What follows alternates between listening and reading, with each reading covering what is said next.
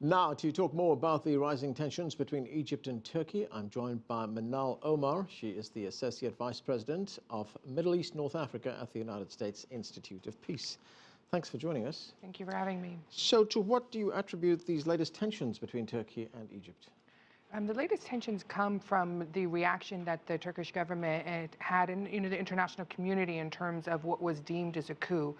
The Egyptian government, and particularly the military, still emphasized that this was by popular demand, and it goes to a deep-rooted question of what is the role of the Muslim Brotherhood and Islamicism in the region, which is, I think, at the forefront of a lot of the tension of this relationship and others. What is the immediate impact of a downgrading of relations like this?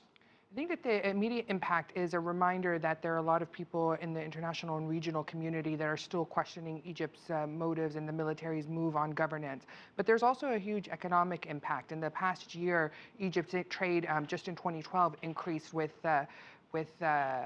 Turkey, and there is a question of what type of relationships would come afterwards.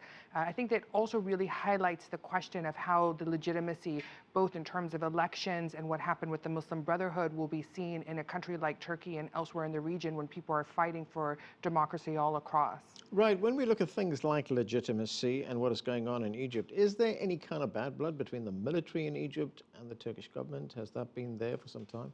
I think, again, that there's not necessarily bad blood. I mean, the positive side of the relations, I think, in the end will sustain any type of relationship long term. I think the tension exists primarily over the coup, primarily over the question of the role of the Muslim Brotherhood. There's a very strong concern across the region in terms of if Islamicists are elected, at the end, will they be taken out? From the Egyptian side, there's a concern saying that the popular demand was to take a move and to create change, and yet no one's acknowledging that this came from the street and was a demand of the people. I think that tension is very significant inside Egypt, but really notes patterns that the entire region all across the Middle East is really beginning to grapple with. Right, and I guess that's the point that Turkey is trying to make, that democracy might not be what you want all the time. I think well, not what you want. I mean, what you get, you're going to have to accept. I think that's exactly the point that Turkey's trying to make, particularly because they have a lot of support internally as well. And at the end of the day, what they're trying to say is elections must stand. The democracy side of things must stand, even if you're not happy with the results.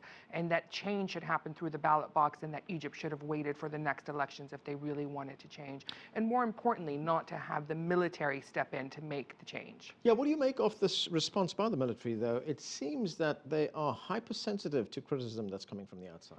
I think that the military is, first of all, the military has incredible support inside Egypt. And so that kind of gives them their own sense of legitimacy. Again, when people say coup, the military will say it's a popular coup. It's not just something that we took. So they're taking advantage of the fact that the street stands behind them.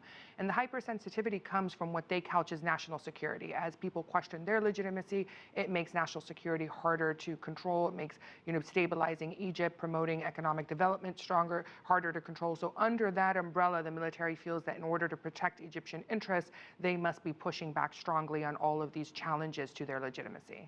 Now, this spat must be looked at with some concern by Washington, by the United States, because both these countries are allies of the United States. Will the State Department now be pushing these two sides to say, let's cool it a bit here, can we get relations back on track?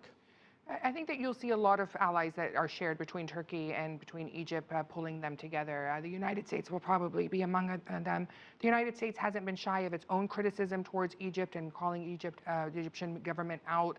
I think that there will be some movement trying to bring the two countries, not only from the United States, but also from leaders in the region as well. Yeah, but the difference being is that what the United States has said and what it's done are two different things. Yes, that's completely true, although I think that the United States has shown more willingness to step forward in terms of their concerns over the reaction, maybe not necessarily over the coup the way that the Turkish government has, but in terms of the response to the squares and the response that the military has done. The United States has made some very important comments that I think in itself reflects some steps that will raise concerns among Egypt. Okay, Manal Omar, thanks for joining us. Thank you.